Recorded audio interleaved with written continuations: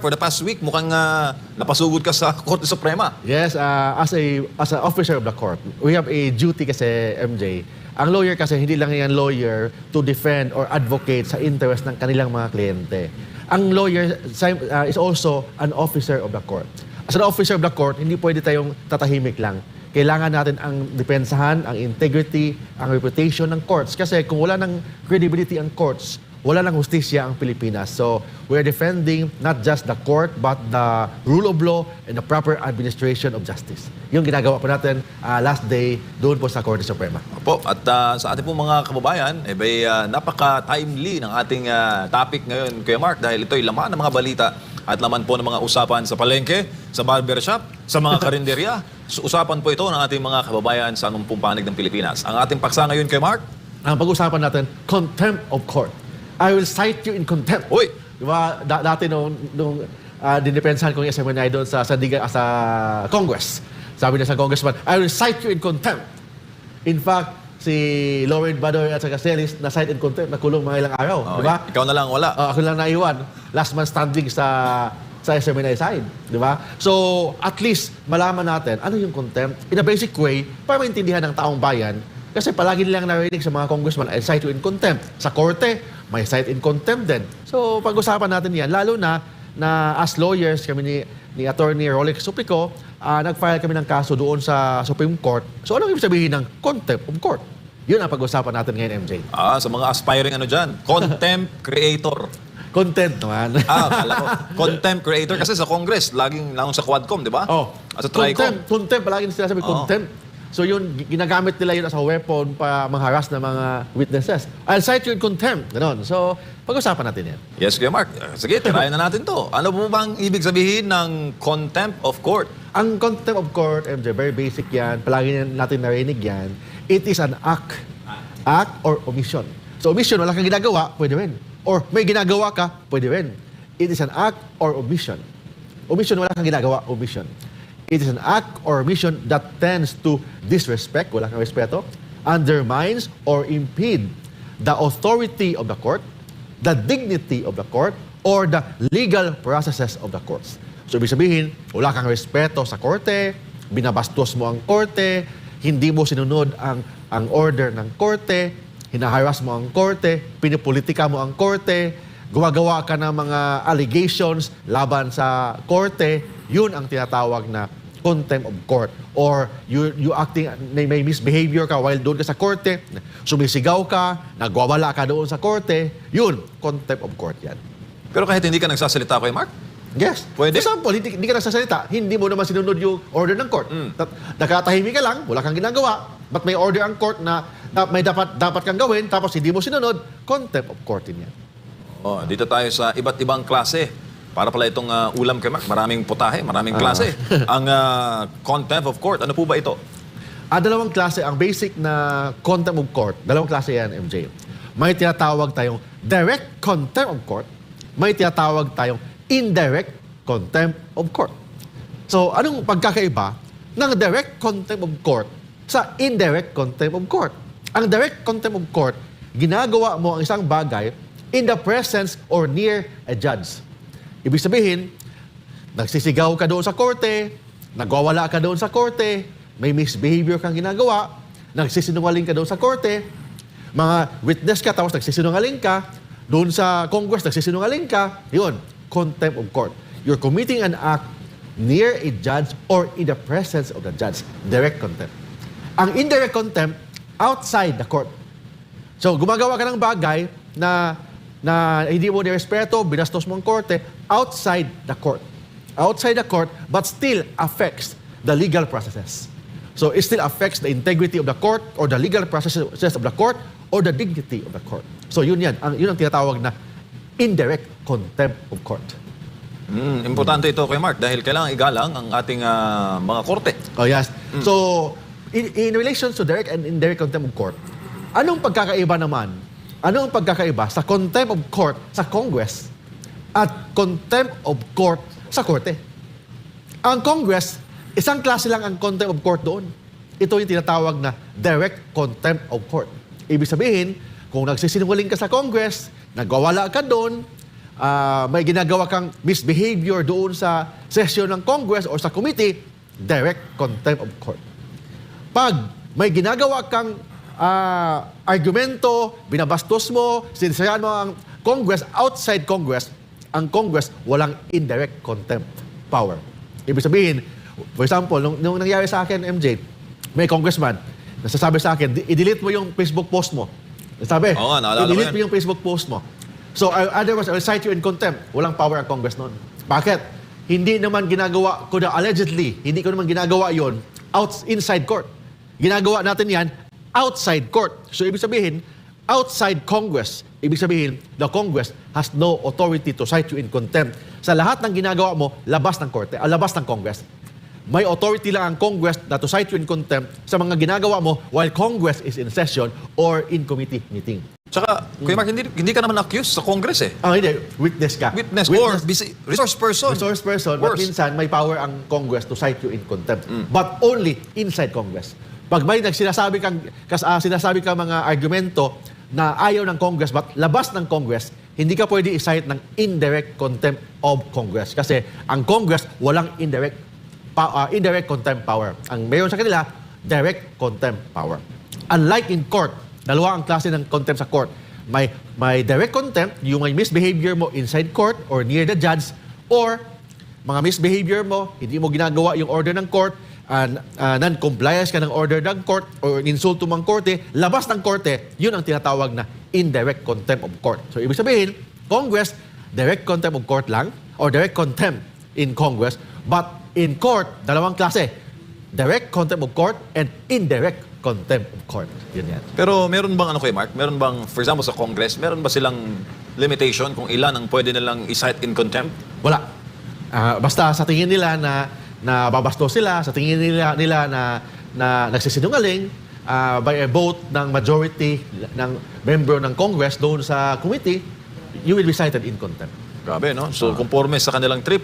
Ganun yan. Parang ganun. Ganun yan. So, yun ang pagkakaiba ng direct contempt of court and contempt doon sa Congress. Iba yun. Kasi in Congress, they only have direct contempt power. In court, dalawa.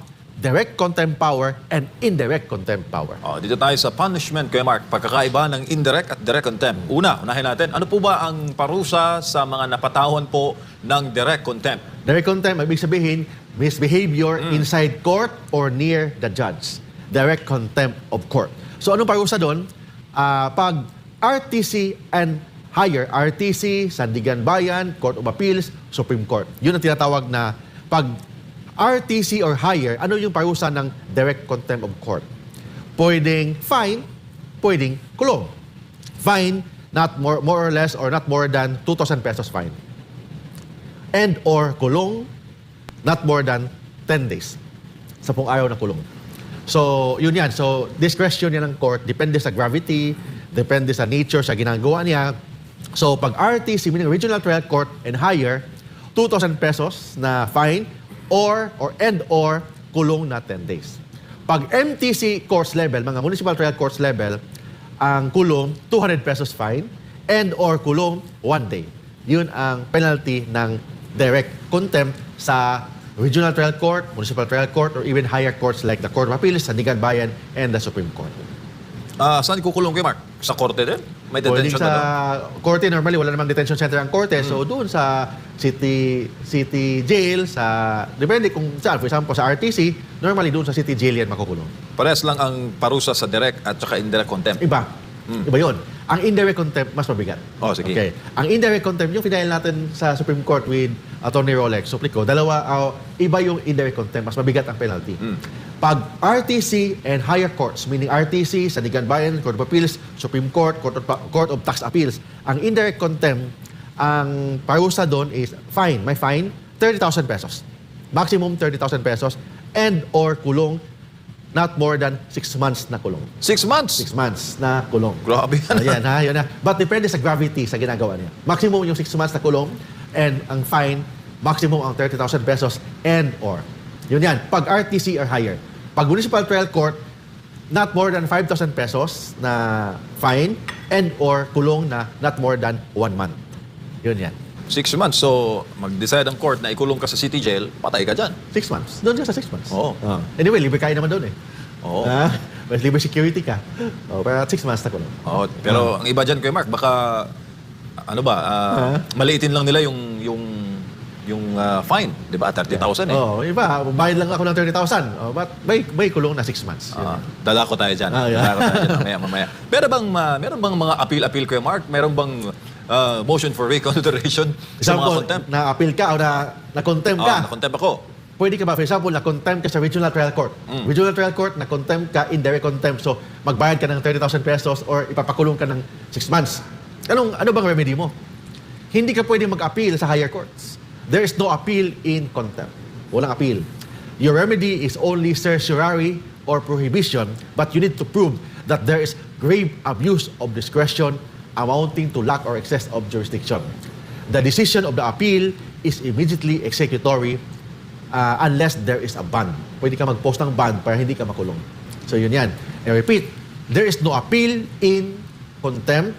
Ang remedy mo, certiorari or prohibition, ibig sabihin, i-prove mo na may grave abuse of discretion amounting to lack or excess of jurisdiction ang korte na yan. And pag may decision na, immediately executory yan unless you post a ban. Yun yan. Kuya Mark, paano ba magdemanda ng indirect contempt? Ito yung ginawa mo ng nakaraan. Yes. Actually, dalawang klase paano ka mag-initiate Initiate. ng indirect contempt. Initiate. How are you going to initiate indirect contempt? Dalawang klase. Pwede ang court, motu proprio. The court can initiate indirect contempt by issuing a show cause order. For example, binabastos mo sa Supreme Court. Walang Mark Tolentino, walang Rolex Suplico. Pwede ang Supreme Court will cite in contempt yung mga dinimanda namin. Will issue an order for show cause requiring them to answer why they should not be cited for indirect contempt. Yun yan. So, for example, hindi kami nag-file ng kaso, the Supreme Court can motu proprio issue an order of show cause compelling those na nagbabastos sa Supreme Court to answer within 5 days, within 10 days, why they should not be cited for indirect contempt. Yun yan. Number one, motu proprio. Meaning, the court mismo ang mag-initiate ng kaso. Second, pwede ang verified petition. Yung ginagawa namin. Verified petition, i-file namin in a regular course. Yun yan. Verified petition. Pero diretso na kayo sa Kuya Mark Supreme Court Yes, kasi doon naman ang binabastos sa Supreme Court. So doon file ng kaso sa Supreme Court. Verified petition. Mayroon po bang requirement na ang isang tao po ay mag-file o mag-initiate ng direct contempt, Kuya Mark? Ordinary Filipino citizen. No, not all body can file indirect contempt. Kailangan interested party ka. For example, ang kaso is vowsy. Ang court nag-issue ng order compelling yung lalaki na magsuporta sa anak nila ng 20,000 pesos per month. Hindi naman sinunod ng lalaki. So pwede si babae ang mag-file ng petition for indirect contempt kasi hindi sinunod ni lalaki ang order ng court. Yun yan. Same also sa amin, ni Atty. Rolex Suplico, mga abogado kami, so as an officer of the court, we have the duty to defend the rule of law, we have the duty to defend the integrity of the Supreme Court, so we are also considered as an interested party in filing a petition for indirect contempt. Meaning, ang lahat po ng mga insulto sa Supreme Court regarding po doon sa kanilang decision sa impeachment case, nullifying or diniklarang unconstitutional, lahat ng mga abogado can do that to protect the Supreme Court. Yes, pwede. Anybody can do that as an officer of the court. Any lawyers can do that. But sabi ko nga, ang decision ng courts, may tinatawag tayong prinsipyo sa ating batas na government officials should not be onion skin. So they are subject to criticism, they are subject to ridicule, mga argumento. For example, hindi sila sang-ayon sa decision ng court. Anybody can do that. You can criticize the court, you can criticize the decision of the court, but only based on law, based on jurisprudence, based on legal doctrines. You can criticize the court after the case. For example, tapos ang kaso, na decision na, you can criticize the decision of the court. But only based on law, jurisprudence, and legal doctrines. You cannot criticize the court below the belt. For example, gagamitin mo ang court sa pamulitika. Sabihin mo na corrupt. Sabihin mo na bias. Sabihin mo ng tuta. Sabihin mo na cuddler ng mga corrupt, mga Oo. ganon. So, that's already below the belt. Tsaka pag sinabi mong posibleng maharap sa impeachment case, parang pinagbabantaan mo na. Oh, yan. Oh, iba yun. Isa pa Iba yun. yun, ha? Iba yun. So, for example, yung mga former justices ng Supreme Court, they criticize the Supreme Court. Bakit hindi naman dinimanda? Kasi we follow may tinatawag na freedom of press. You can criticize the court, yung mga pending cases. You can criticize that. That's your right. Because courts are also public officials. They should not be on your skin. But you can criticize them based on law, based on jurisprudence, based on legal doctrines. For example, yung decision ng Duterte versus House of Representatives ni Justice Leonen, may nag-criticize na about the definition of initiation. How to initiate the articles of impeachment. You can do that. That's part of your freedom of press, part of your freedom of expression. But kung sabihin mo na ang court tuta, sabihin mo ang court na cuddler ng mga Duterte, sabihin mo ang court na bias, corrupt, iba na yon. Below the belt na yan kasi hindi pwedeng gawin natin yan. Bakit? Kasi kung lahat na lang ng tao, kung may kaso sa court, kung matalo, mag-rally na lang. Papahiyain ng court. So, gagamitin ng court, dalhin ang court doon sa politika. So, kung gano'n ang mangyari, it will affect the independence of the court, it will affect the integrity of the court, and it will affect the rule of law as a general. Yun yan. Kuya Mark, total, napag-uusapan natin yung Supreme Court. Segue lang ako ng konti sa Yeah. topic. Ano ba ang judicial power o judicial review powers ng Korte Suprema? Ang judicial review power, for example, yung judicial review power, ito yung tinatawag na certiorari. For example, the impeachment court like the Senate, the prosecutors of the impeachment like the House of Representatives, the President of the Philippines, they are subject to judicial review. In case there's grave abuse of discretion amounting to lack or excess of jurisdiction. Ang ibig sabihin doon, kung sabihin ng Supreme Court na yung ginagawa ng House of Representatives unconstitutional, hindi ibig sabihin na mas mataas ang Supreme Court sa House of Representatives. They are co-equal.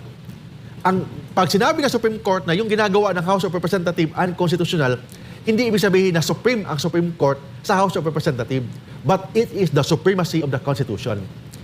Ini-interpret lang ng Korte Suprema ang saligang batas. Pag sinabi ng Korte Suprema na unconstitutional yung ginagawa ng Presidente, hindi sang-ayon yun sa ating saligang batas.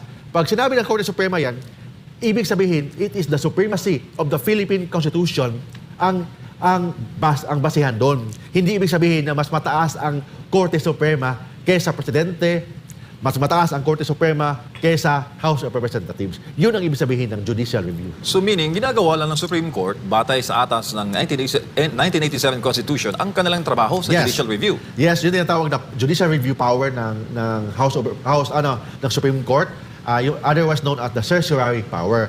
So it is the supremacy of the Constitution, not the supremacy of the Supreme Court.